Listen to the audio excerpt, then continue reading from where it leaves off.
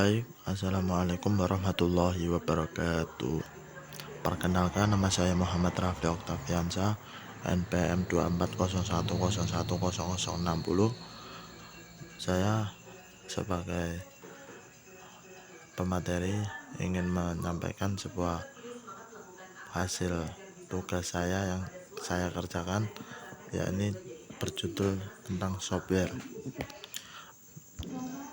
Pertama, pengertian software. Software merupakan sebuah data yang diprogram, disimpan, dan diformat secara digital dengan tujuan serta fungsi tertentu.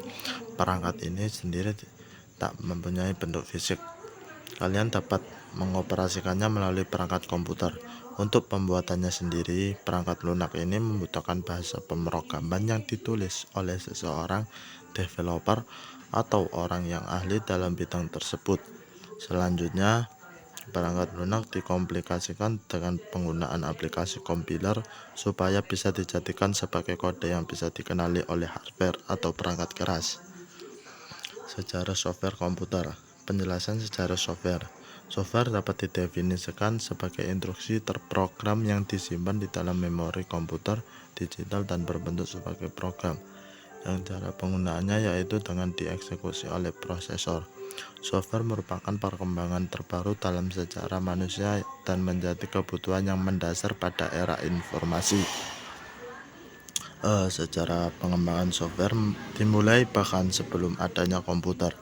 Menurut sejarah, software telah dibuat jauh sebelum munculnya komputer elektronik pertama.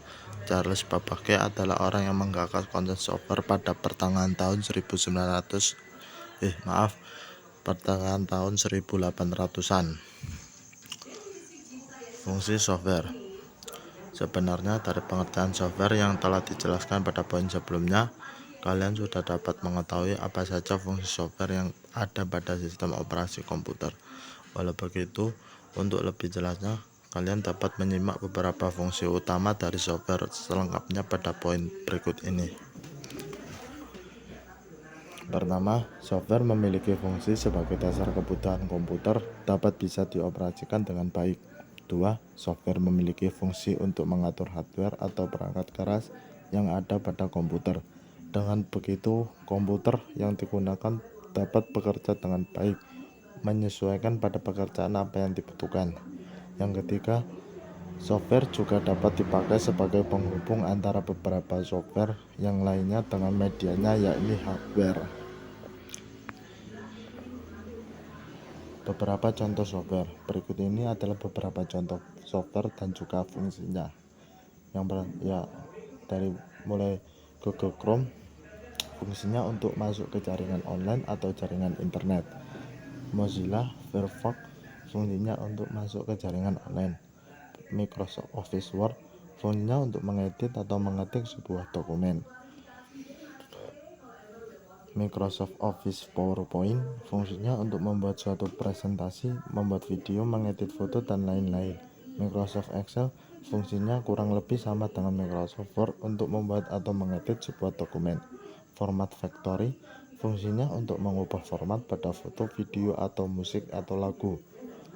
VCL Media Player, fungsinya untuk memutar video atau film.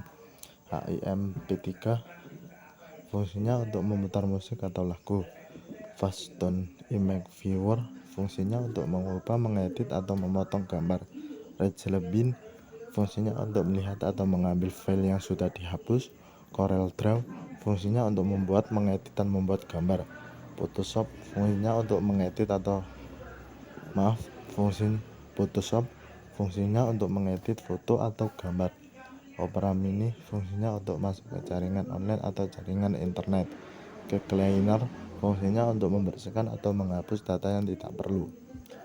Dari semua itu, inilah adalah contoh dari software tersebut. Kesimpulan, software merupakan komponen yang sangat penting dalam sistem komputer karena berfungsi sebagai pengendali dan penghubung antara pengguna dengan perangkat keras. Tanpa adanya software, perangkat keras tidak dapat digunakan untuk menjalankan tugas apapun, karena software lah yang memberikan instruksi dan perintah pada hardware agar dapat bekerja sesuai kebutuhan pengguna. Software terbagi menjadi beberapa jenis, memiliki fungsi yang berbeda, namun semuanya saling melengkapi dalam menciptakan sistem komputer yang seluruh aktivitas komputer tersebut. Sedangkan software aplikasi digunakan untuk membantu pengguna dalam menyelesaikan pekerjaan sehari-hari seperti mengetik, mengedit gambar, atau berselancar di internet.